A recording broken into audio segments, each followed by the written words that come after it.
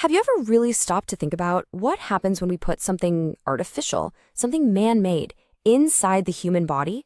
I mean, we're talking about everything from life-saving pacemakers to something as common as stitches. We're blending technology and biology like never before. But the big question is, how does the body actually react to these, well, foreign invaders? Let's dive in. Right, so think about all those different devices for a second. They're made of all sorts of materials, they do completely different jobs, but every single one of them faces the same fundamental critical challenge. And it's not about being strong enough or small enough. It all comes down to one thing: acceptance. You see, the second a new material enters the body, a kind of biological conversation starts. The body has to figure out, is this thing a friend or is it a foe?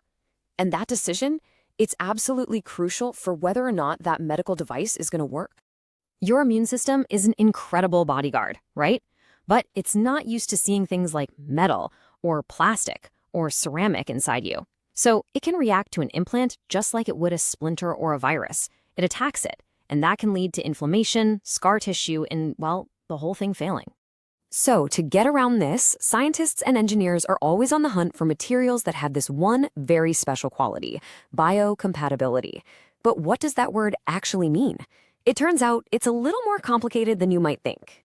Okay, so here's a classic definition, straight out of a medical dictionary. Seems pretty simple, doesn't it? A material is biocompatible if it doesn't poison you or hurt you. It's basically the do no harm approach. And for a long time, that was our guiding light. But here's where it gets really interesting. That definition, it's incomplete. I mean, is it really enough for an implant to just sit there and not cause a problem? Modern medicine says no way. We want materials that do more than just not cause harm. We want materials that can actually help the body heal. And that brings us to this modern, much smarter definition by David Williams. The key phrase, the absolute game changer, is appropriate host response. This means that a bone screw should actually encourage new bone to grow onto it. A graft for a blood vessel should get the body to grow smooth, healthy tissue. So you see, the point isn't about having no reaction, it's about getting the right reaction for the job. So now that we kind of get what makes a material compatible, let's talk about another revolutionary idea. What if you need an implant to be strong and do its job, but only for a little while? This leads us to a whole class of materials that are literally designed to vanish. Just imagine that for a second. A stitch that holds a wound shut just long enough for it to heal, and then it just dissolves, gone. Or a scaffold that supports new tissue as it grows, and then just gets harmlessly absorbed by your body. This isn't science fiction, you guys. This is the science of biodegradable polymers.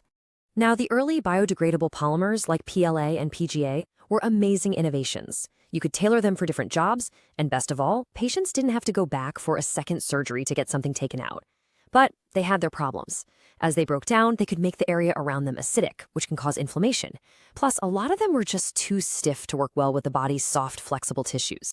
This whole quest for better materials has had a massive impact in one area in particular: drug delivery. These new materials are promising to completely smooth out the bumps in how we take medicine. Think about it. When you take a pill or get a shot, the drug level in your blood spikes way up, and then it crashes back down. It's this constant up and down, this roller coaster that can cause side effects when the level is too high and just not work when it's too low. And this chart illustrates that problem perfectly.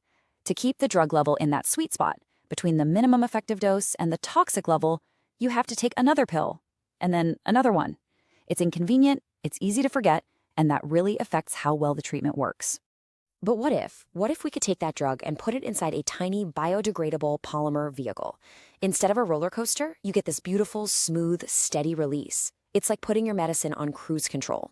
The material slowly dissolves and releases the drug at a constant rate, keeping it right in that perfect therapeutic window for days, or weeks, or even months.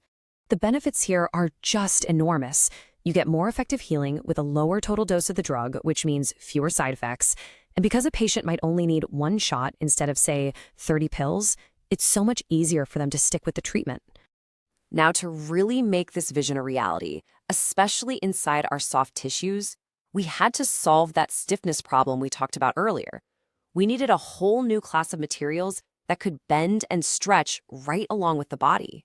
And this is where elastomers come in. See, unlike those earlier rigid polymers, Biodegradable elastomers are kind of like biological rubber bands. They're flexible, they're resilient, and they can move with your tissues instead of fighting against them. This cuts down on irritation and lets them integrate with the body so much better. And a really exciting breakthrough in this area comes from a molecule you probably have in your kitchen right now: citric acid. Yep, the same stuff that makes lemons sour. Scientists have created an entire family of materials called citric acid-based biodegradable elastomers, or CABEs for short. And what's really cool is just how simple it is to make this stuff. You don't need some huge, complicated industrial factory. This reaction here just shows how citric acid can be linked up with another simple molecule to form this stretchy, elastic polymer network. So the advantages are just massive. It's fast and it's cheap to make, the ingredients are non-toxic, and, just as important, the stuff they break down into is also non-toxic. And by just tweaking the recipe a little bit, scientists can tune the final material to be as stiff or as flexible as they need, perfectly matching it to whatever part of the body it's going into. So where is all of this headed? I mean, we've gone from just trying not to hurt the body to designing materials that actually work with it and can even just disappear when their job is done. This is really the question that drives this entire field forward. Could we create scaffolds that help regenerate a damaged heart, or design smart drug delivery systems that hunt down cancer cells all on their own? The ability to design materials that basically speak the same language as our own biology, well, it opens up a future where healing might not just be about patching things up, but about truly rebuilding them from the ground up.